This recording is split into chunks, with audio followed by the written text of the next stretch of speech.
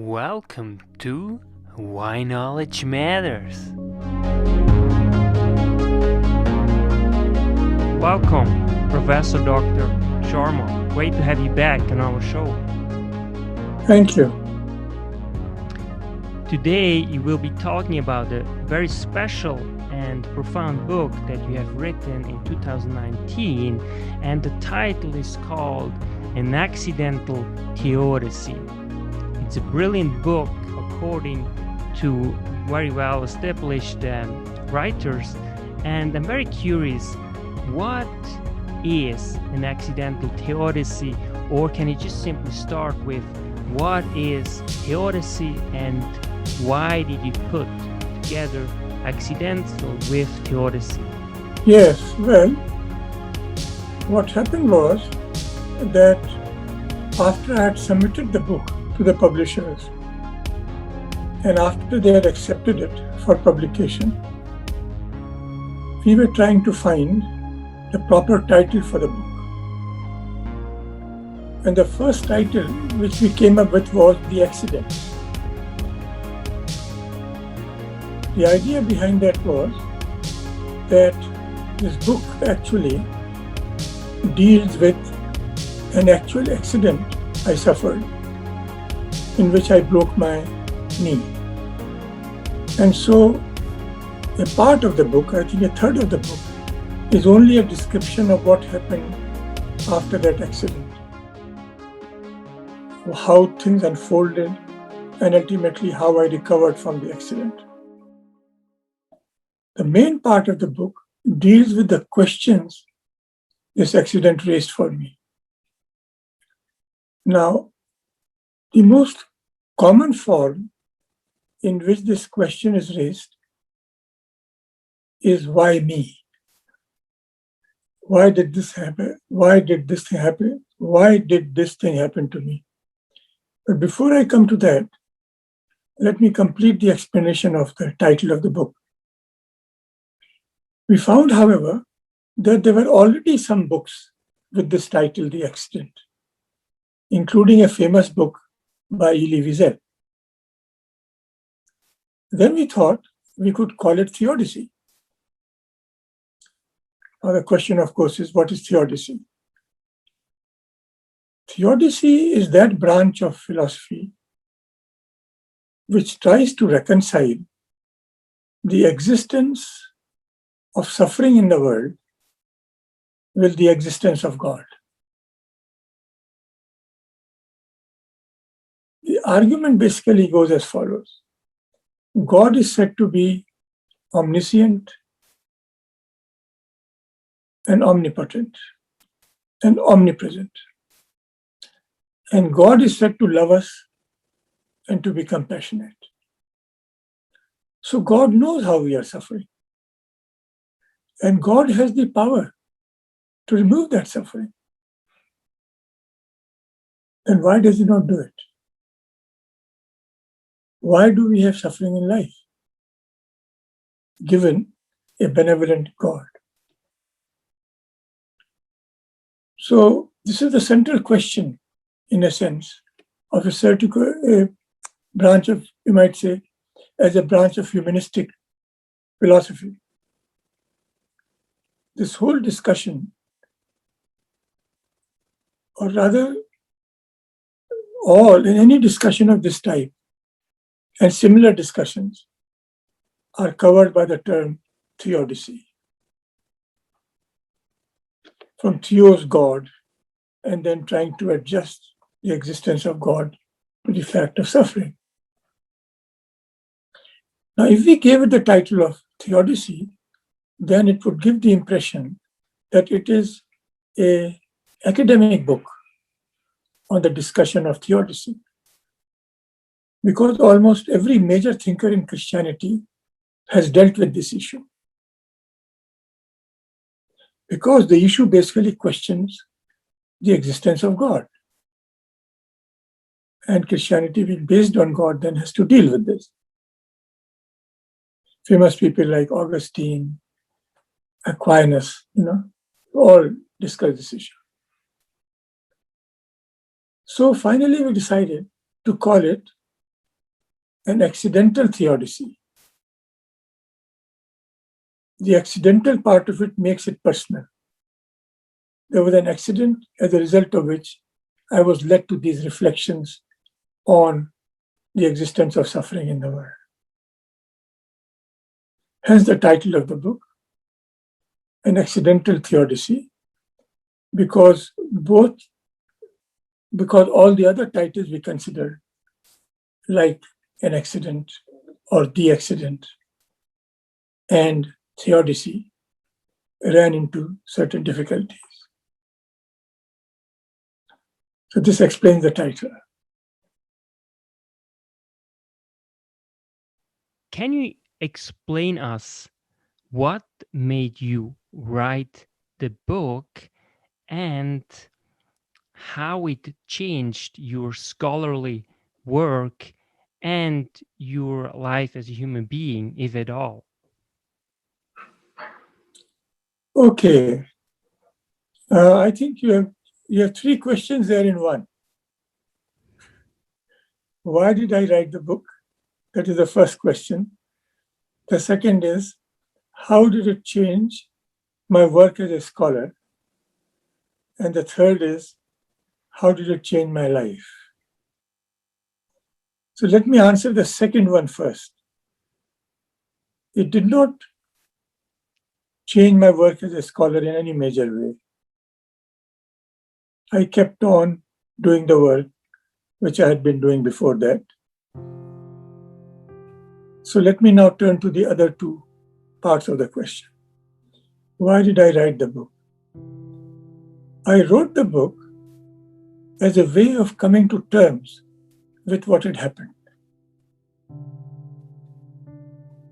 This accident was, in some ways, a very simple event.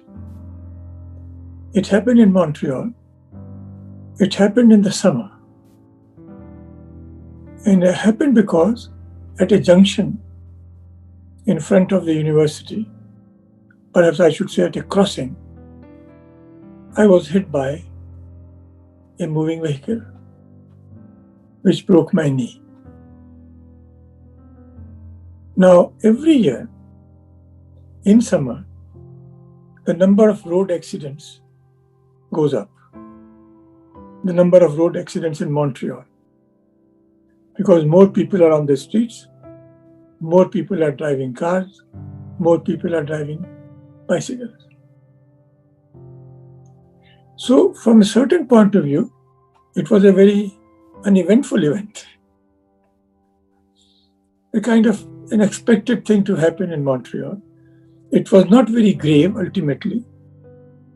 It was not life-threatening. So it could have been overlooked also. But as I lay in the bed in the hospital, when they pondered the various operations they had to carry out on me, as I interacted with the people, it gave me time to think about and address that basic question. Why is there suffering? And how do we explain it?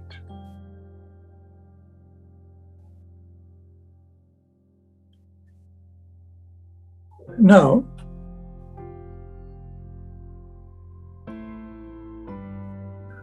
this search for finding an explanation for the accident led me to reflect on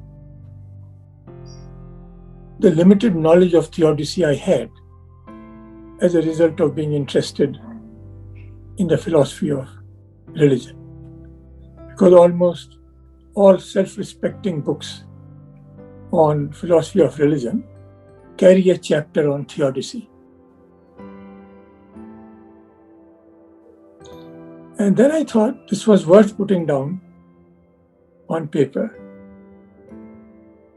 Firstly, as a way of my dealing with this incident.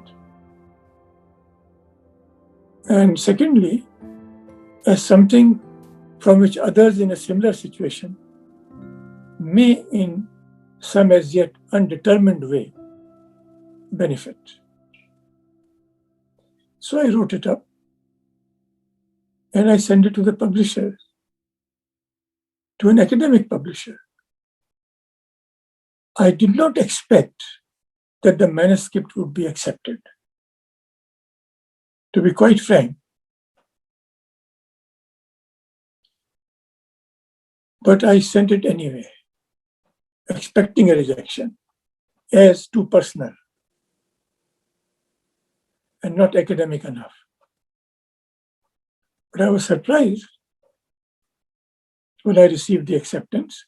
Apparently, the referees to whom this manuscript was sent thought that the nature of the work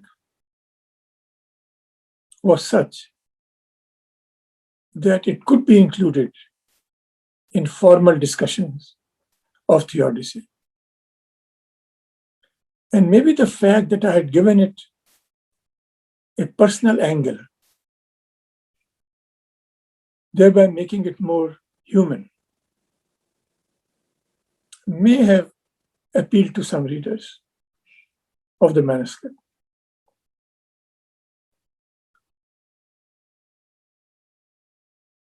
Now, one of the main lines of explanation which is offered to reconcile the existence of suffering in the world with God is to basically define it as a deprivation. That is to say, it is something which has failed to do good. Not that it was meant to be bad, but it has failed to do good. And therefore, God cannot be blamed for it.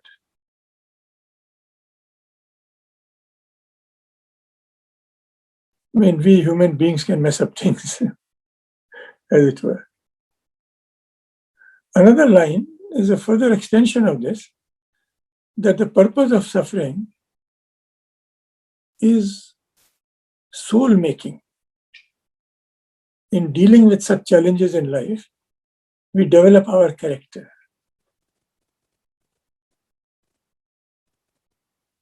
And so this is God's way of training us into the spiritual life.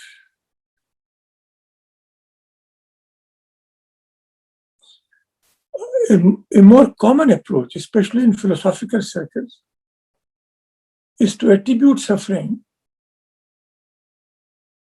to free will. This is a very well-known argument in the field. It is known as the free will defense.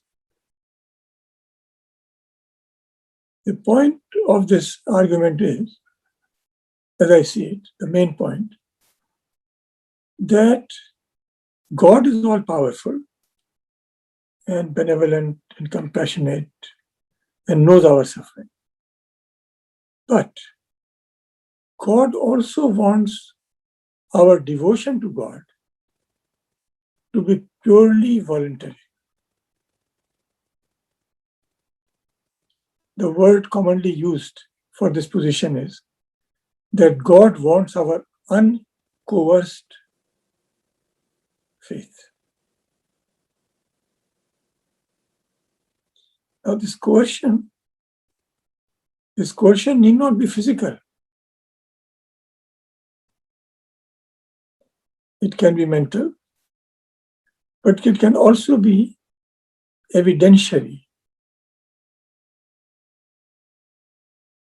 And let me elaborate this last point, and then I'll come to the main theme again. Because the idea of coercion is tempting to explore. Some scholars have argued that we have been dealing with this question of whether God exists or not for a very long period of time. Almost as soon as human beings started thinking.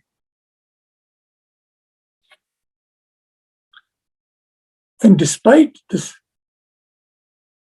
intellectual investment into this question over the centuries, we are no closer to a resolution. Whether God exists or not is an open question even today. Sometimes the word aporia is used to describe such questions,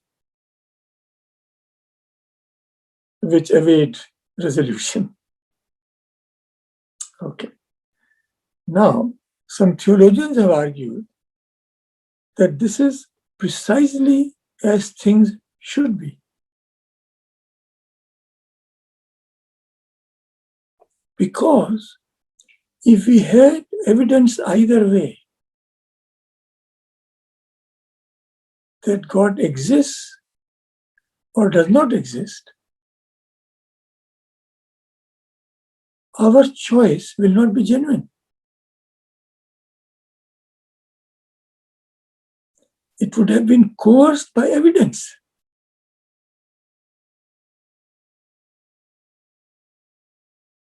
But because God wants our choice to be totally free, we have this dilemma. So this is part of the explanation. Then comes the second part. That means that God has to give us free will.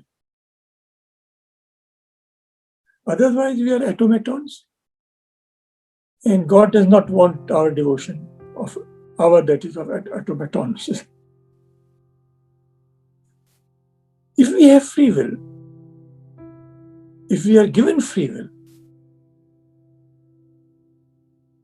it means that we will make genuine mistakes.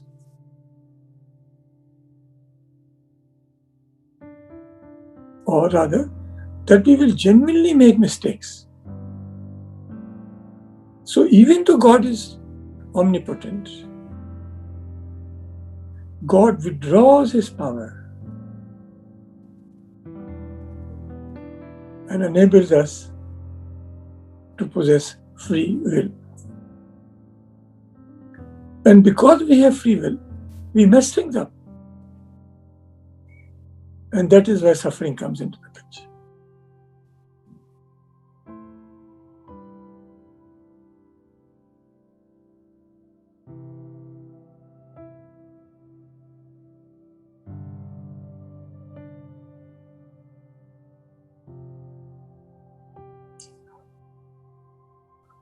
Now you might,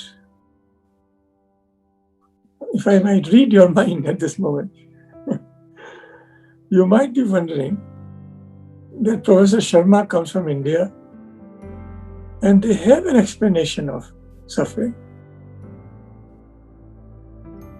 And that is called karma. And why has it taken us into this excursion into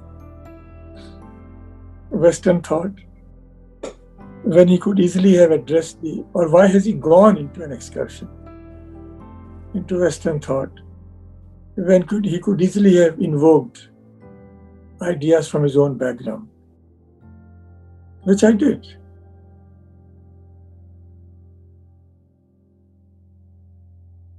So let us now discuss the idea of karma a bit.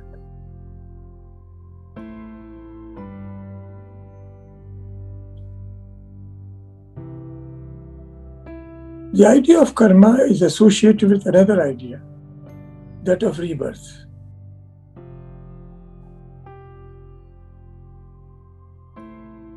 And these two ideas have got integrated.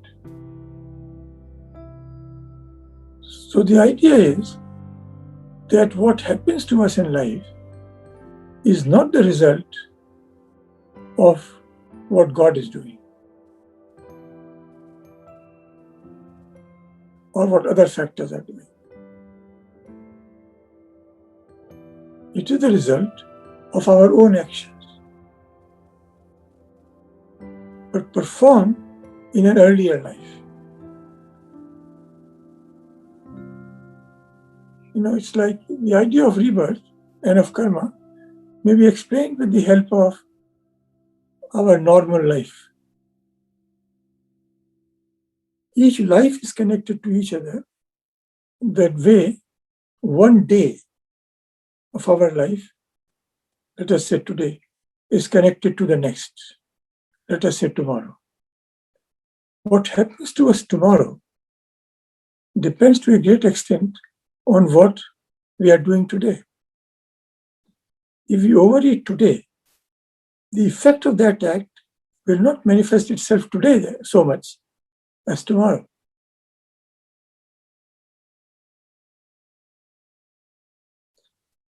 And so, if we looked only at the next day and we had a stomach upset, then we would be puzzled. If our vision was limited to one day, why did this happen to me? But we have the benefit of a vision which covers more than one day. And so we can see how what we did yesterday was connected to what we are doing today, which then confirms us in our view that we are living in a universe characterized by spatial, temporal, and causal order.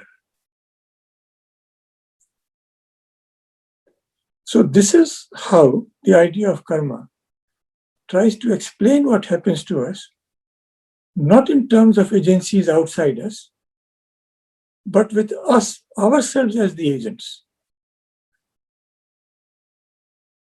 So I broke my knee for some reason connected with my own action. Because ultimately the responsibility of what happens to you comes to you under this idea. Now, whether that action was my acting unwisely on the road,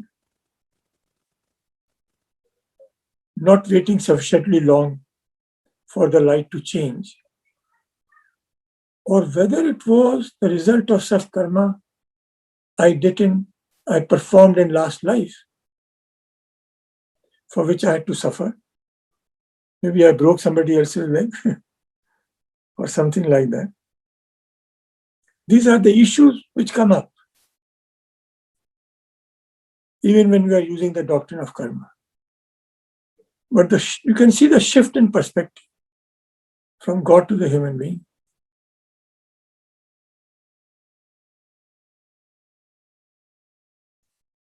So my book is an examination of all these ideas as they came to my mind. And as I tried to use my experience as a way of engaging with them. Now, the idea of karma is very interesting, but it also raises a lot of difficult questions, such as, let's say, poverty or all these things that then, if you take it too lightly or too simplistic, then, well, you might just say whatever happens to you, or, for, let's say, a child who is born in poverty, well, that's just karma.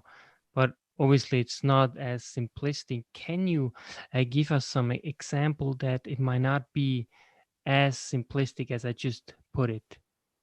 Yeah, very good question. The position which you have taken is often described in the literature as blaming the victim. Yeah? So if you apply to my accident, they would say, okay, it's your own fault. And as you said, this has serious consequences. So if it is my own fault, I can't sue the driver, or I can't sue the government for not making proper lighting arrangements at the crossing, because I am responsible for it. There is the danger. So that is why we have to understand the doctrine very carefully and in dynamic terms. The fact that something has happened to you and which is the result of your own actions in this doctrine is not supposed to make you reach the conclusion that I can't do anything about it. It is supposed to prompt you to reach the conclusion that I am the master of my fate. That whatever happens to me is the result of what I do. So what should I do now? I should take proper care of myself and take full medical aid. Then I should work on the question of who is responsible for it. If I don't, I will develop the tendency of not doing this, which will become my karma, which will cause even greater problems for me. So, it's interpreted in this way, the doctrine of karma is not a demeaning, but an empowering doctrine.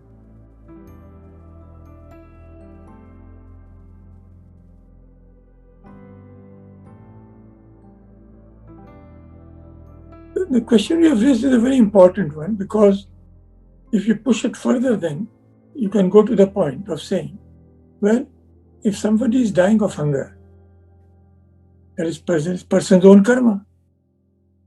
Why should I worry about it?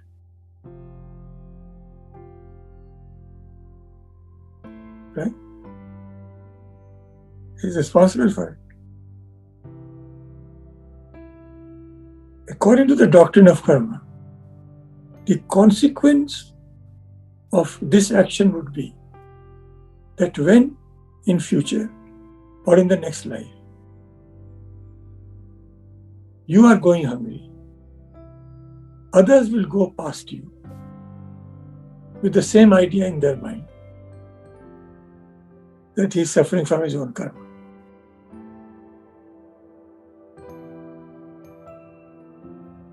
So be very careful when you interpret the doctrine of karma in this way. Same thing will happen to you. You will be treated the way you treat others.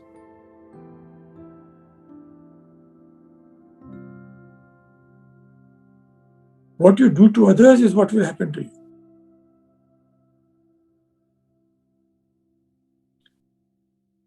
There's another check against applying this doctrine rashly.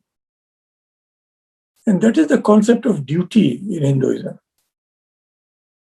The word for that is dharma. So when you talk of karma, you have also to keep your dharma in mind. And what, according to Hinduism, is your dharma? When you see somebody suffering,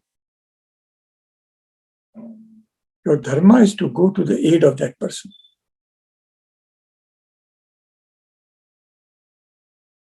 So, if you don't help that person, you will not be helped in a similar way.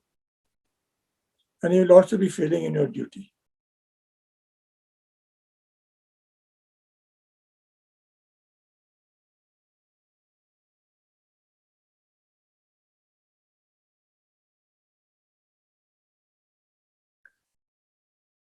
But Yannick, you might say, you might wish to ask, what about a secular theodicy? What do I mean by that? You have invoked the idea of God. You have invoked the idea of karma. Both these things we have to take on faith, sort of. We don't have empirical proof for this. We live in the modern world. Excuse me.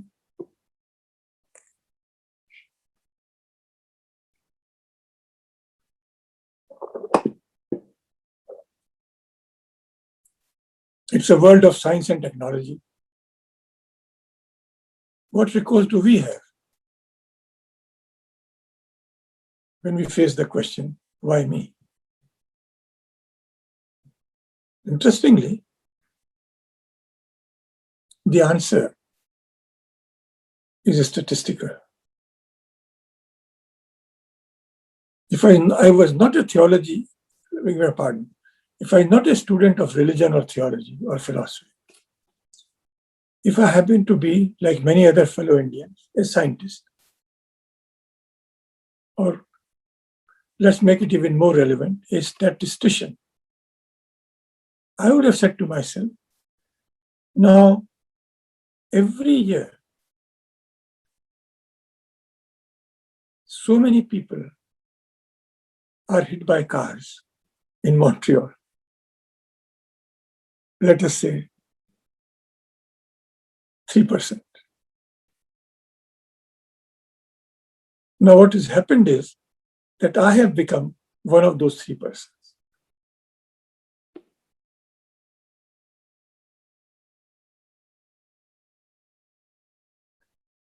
And I think this sort of helps us come to terms with it. At least you have a structure of explanation.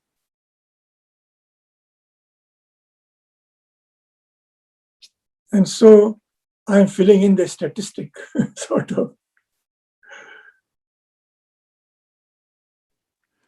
But it might also help you in terms of recovery. So if you are, let's say, an atheist and you think like, okay, well, that is a statistical accident, it might be much harder. In other words, you're then simply reduced to a simple number. Now, of course, one could say, well, yeah, that's how it is. But I think it might add something to the healing process by the time you can actually invoke a higher power, or to look for some sort of meaning out of a situation that is very hard to find meaning, and also to reconcile the contradiction that we live in, as a human being, that we go through daily. What do you think in this sense? Do you think it is also psychologically speaking, very helpful to invoke some sort of a higher power? Or would you say, well, it really depends on who you are, and it doesn't really matter. It simply is a matter of your psychology, let's say. Yeah, ultimately, I think we have to seek something else, seek a broader explanation, because what has happened with the example I gave is that we haven't really answered the question why it happened. We only answered the question how it happened. Point being, why was it me? Every year, 3% of Quebecers get hit by a car in summer. Okay. But why was I hit? Our statistical approach leaves it all open. It does not really address the issue. So if we were satisfied with what we might, on further thought, regard as a superficial explanation, the statistical one, then the question arises, but why me? So we are again thrown back on, was it God's will? Was it my action in the past? What was it? You see, Anik, the problem is that we are thrown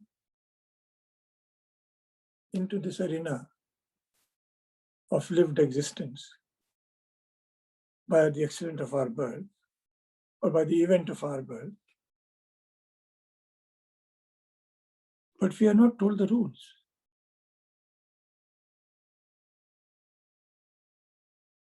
So we try to figure out the rules as we live.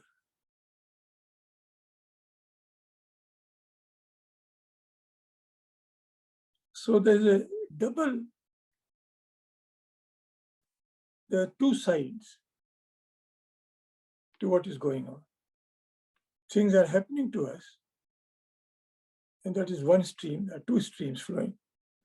And the second one is our attempt to make sense of what is happening to us in terms of some form of causality.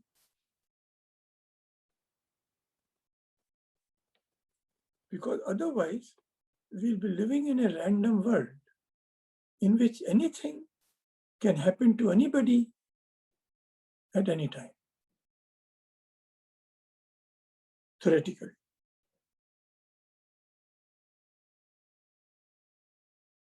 And what ideas of God and karma and all really do is to theoretically make it possible to have greater coherence in life. I don't know how true this is empirically, but at least theoretically, you have some structure. And this is a key point, actually. I'll share with you an episode, if you let me. Should I call it an episode? No, it's not an episode. It's a conversation I had with a very well-known figure in our field. And the person had suffered some vagaries of fortune.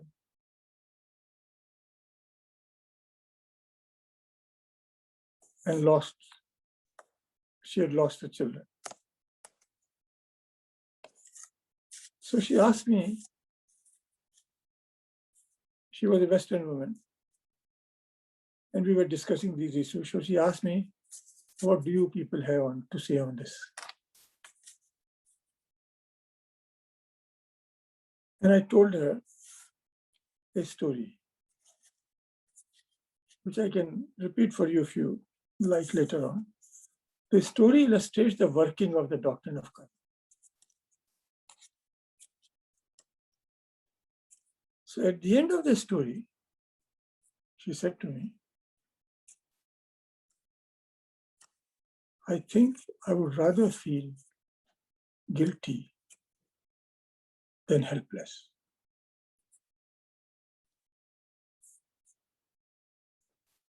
If what is happening to us is the result of what we have done, even if we can't see the connection clearly, we at least have the assurance that we are responsible for it. But if nobody is responsible for it, then we are helpless. The situation I mentioned earlier, anything can happen to anybody at any time. That is a really good point. And I think there is also a challenge because I observed in myself that even when I was younger, I always took responsibility on me all the time. And I figured only out later that this is a sense of control. And I think maybe it's also not always very healthy, but it might have been also a sense of being kind of a control freak. And whatever happens, then I take it on me, then I can do with it, then I can move on instead of saying, well, this might have been possibly his fault. However, in order to move on, it's better. Yeah, that's a really interesting point. But yeah. From this point of view, you might say that the karma doctrine or the believer in karma is the ultimate control freak.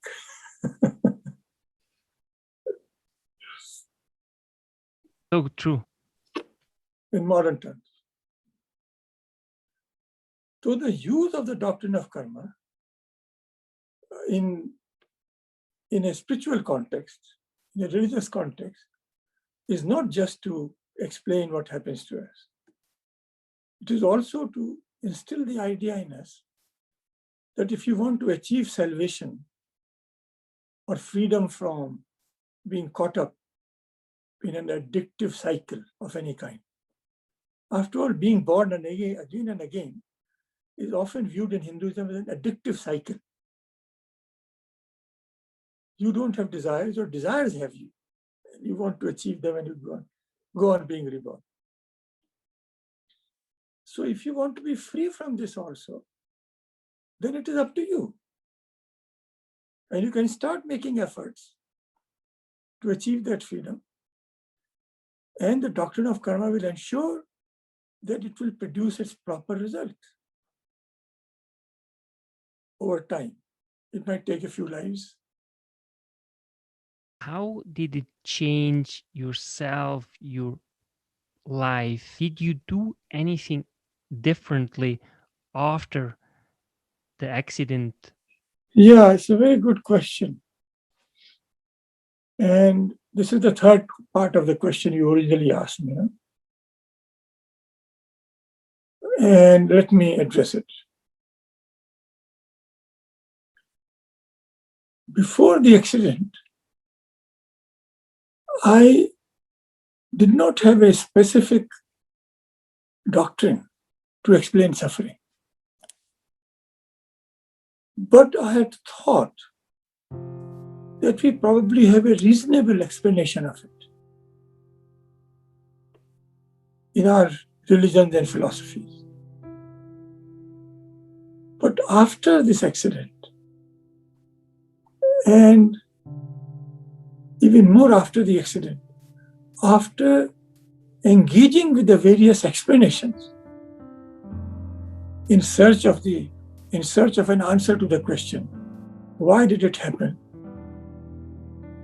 It became more and more apparent to me that nobody really has a fully convincing answer.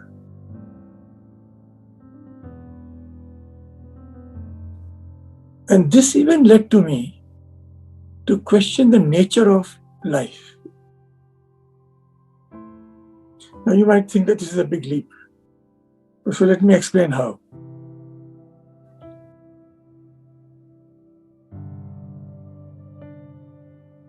Have you ever mistaken something for anything else? Yannick, I ask you. Visually, perceptually. Absolutely. What would be an example? Well, I guess, a feeling, or, a feeling about the decision, let's say, about the person, or, it's hard. Like, yeah. Or suppose that I had the feeling that I'm seeing somebody who's not there. Right? Now, whether that person is tall or short, whether that person is male or female, whether that person is wearing a certain kind of dress or not,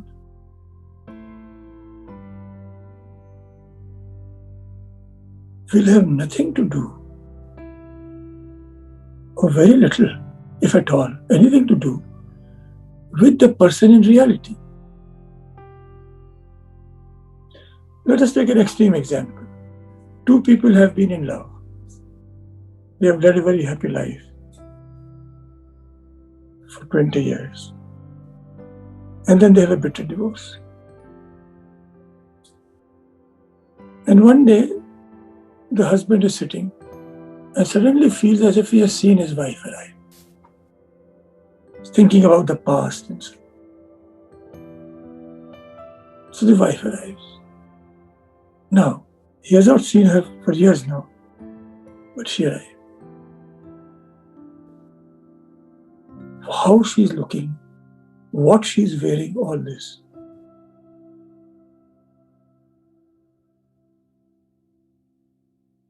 Doesn't really count for much, because it's an appearance.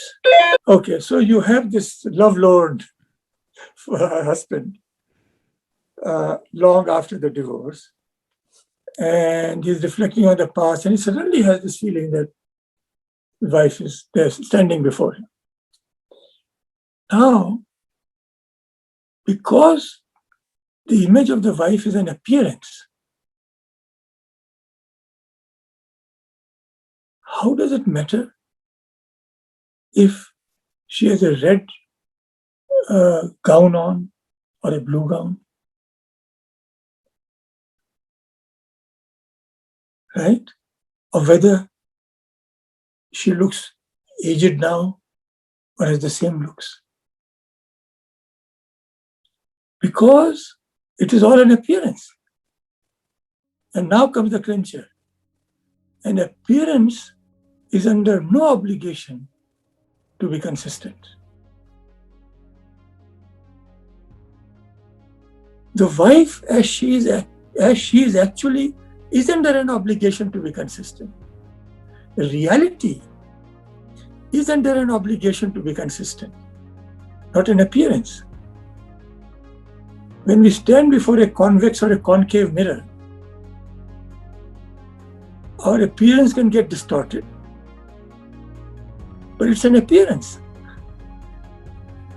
It's under no obligation to obey any rules of any kind, so long as it continues to appear. And so, if life is like that, and if it under no obligation being an appearance of something, of what is another $1 billion question, or billion or whatever, we are thrown back to a search for reality. Not just the reality of our experience, not just the reality of the accident, but reality itself. Arvind Sharma, thank you so much. It's been an honor. Thank you for your kindness in asking me to be interviewed. Arvind Sharma.